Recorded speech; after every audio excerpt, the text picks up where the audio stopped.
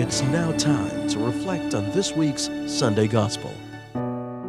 Dear brothers and sisters joining from around the world, watching either in your television or in your computer, the Sunday reflections of Family Rosary Crusade Philippines. My name is Father Pinto Paul.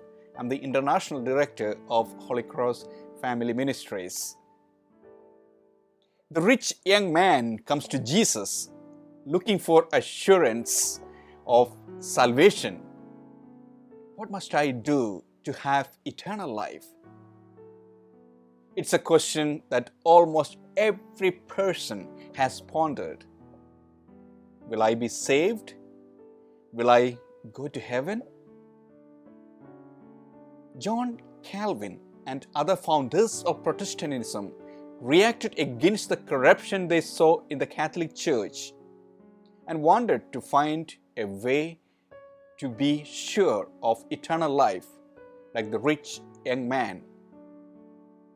Calvin argued that since the creation, God predestined some people by faith to be saved, the rest of humanity would be lost.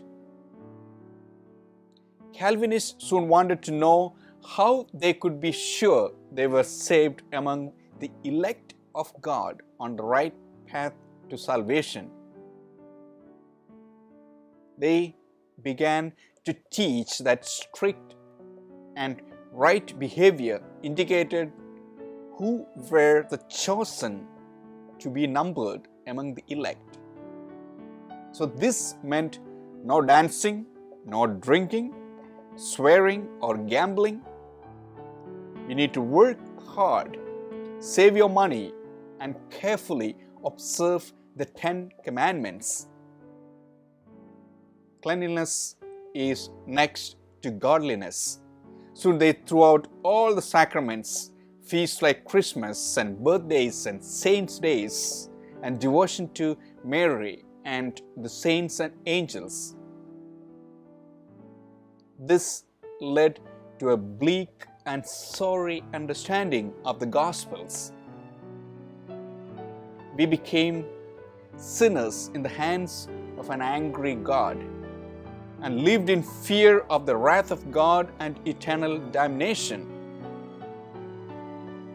Jesus, on the other hand, offers the rich young man and each of us the grace to enter into a relationship with Him and the Father. This is a relationship of love. Jesus, looking at him, loved him and said to him, "You are lacking in one thing.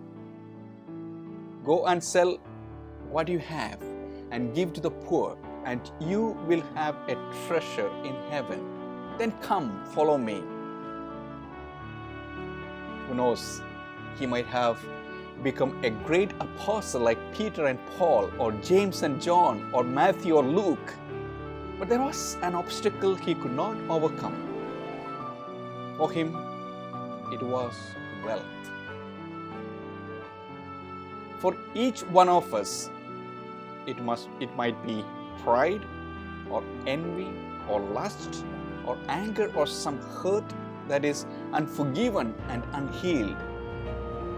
It could even be gluttony, or alcoholism, or bullying others. Jesus offers the grace to move beyond the obstacle as individuals and as families. Jesus is a man of joy.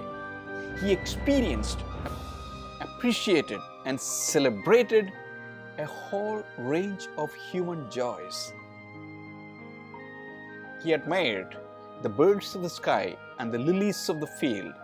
He extols the joys of the sower and the harvester, the joy of the man who finds the hidden treasure, the woman who finds the lost coin, the shepherd who recovers his lost sheep, the joy of Cana marriage celebration, and the joy of the prodigal father whose lost son returns home, the joy of the woman who has just brought her child into the world.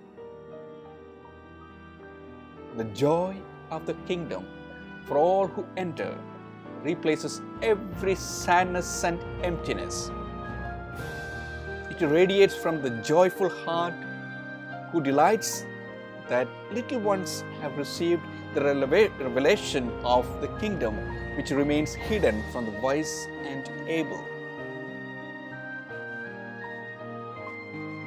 The family home that has Christ, the Lord, and His Sacred Heart at the center know a joy that no poverty or disaster or struggle or sadness can take away.